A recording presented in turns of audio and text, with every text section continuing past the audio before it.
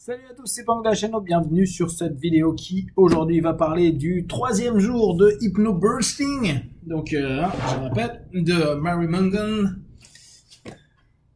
Et donc, troisième jour, je vais juste donner mon moins au départ parce que je pense que maintenant je commence à être un peu habitué à ce mode de fonctionnement.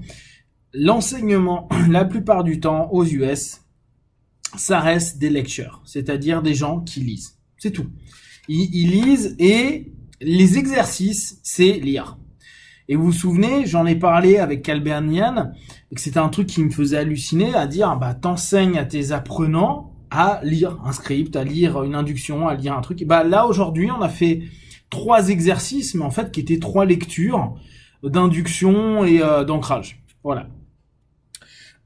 Voilà, ça c'est le truc où la valeur ajoutée est à remettre en question. C'est-à-dire que quel est l'intérêt pour nous de lire tout. C'est-à-dire que vous vous souvenez, je vous en ai parlé chez Banyan, mais je vous ai aussi parlé de ça avec Brian Jacobs là quand j'avais fait la formation professeur NGH là, je sais plus, instructeur NGH.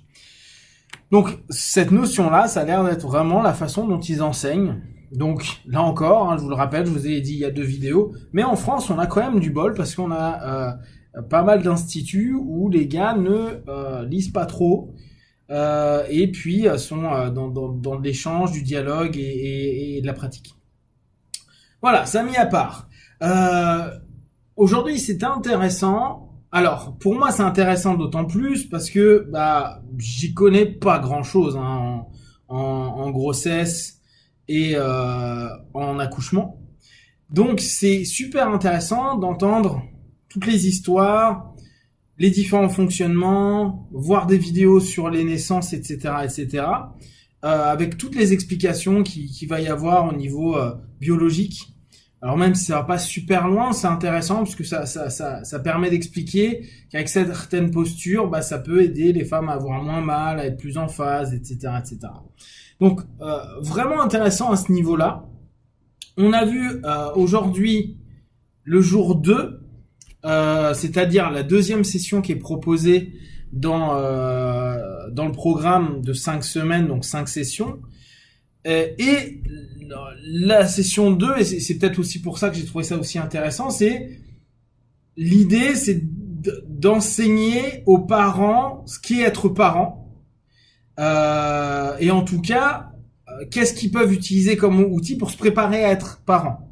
Alors il y a un truc qui est super beau, qui est par exemple un texte où le père lit tous les jours à sa femme et donc à l'enfant une espèce de promesse, un serment. Pareil, la femme a un texte à lire tous les jours sur ce qu'elle veut vivre, ce qu'elle veut donner, etc.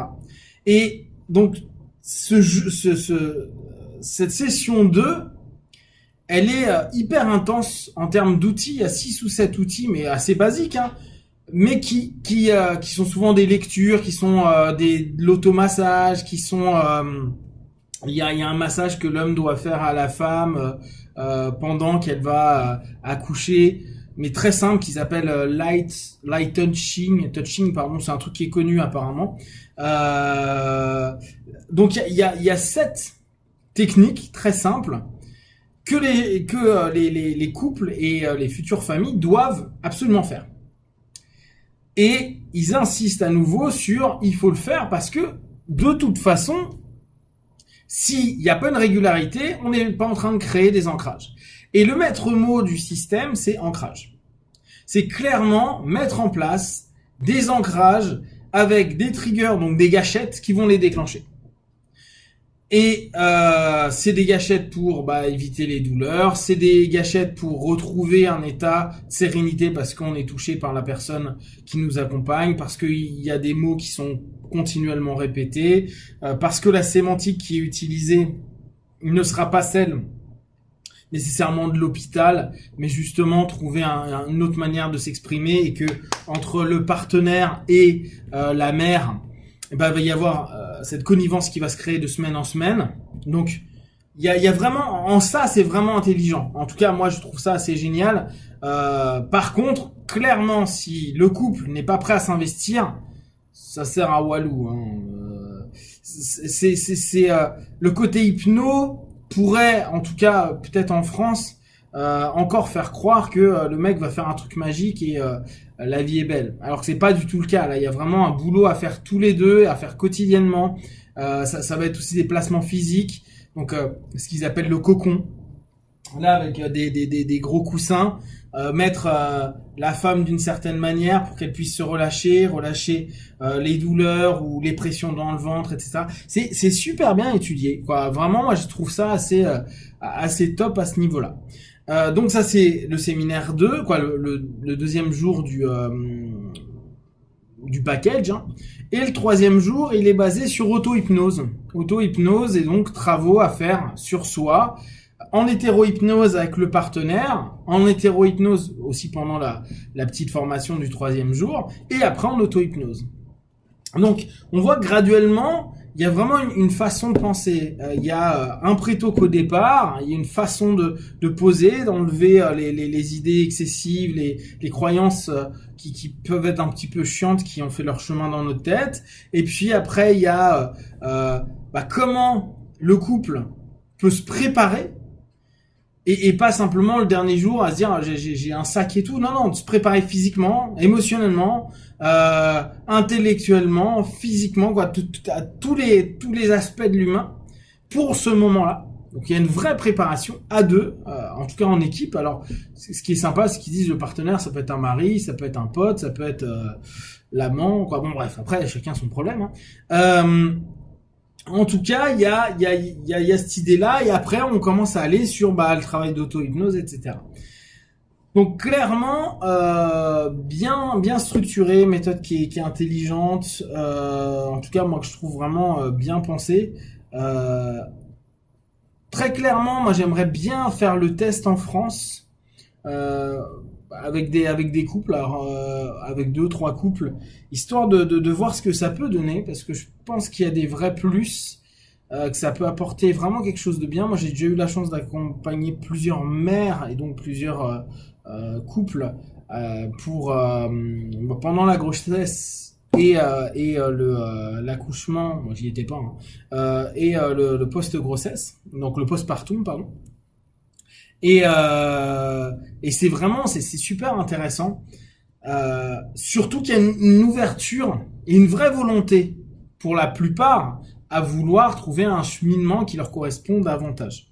Oui, il y a aussi tout un rapport éducatif où là, moi, je suis pas tout à fait, je valide pas tout à fait. C'est en fait, ils font des comparaisons plus ou moins entre le faire à l'hôpital, le faire dans un centre d'enfants, je sais plus, ils appellent ça Kid Center ou un truc comme ça, Birth Center, pardon, le faire à la maison. Et on sent qu'il y a une orientation à dire éviter le truc trop médical pour être sur de l'hypnobirthing. Bon, ça après, l'intérêt c'est d'en discuter, par exemple, justement la deuxième session, et de partager et de dire voilà, il existe ça.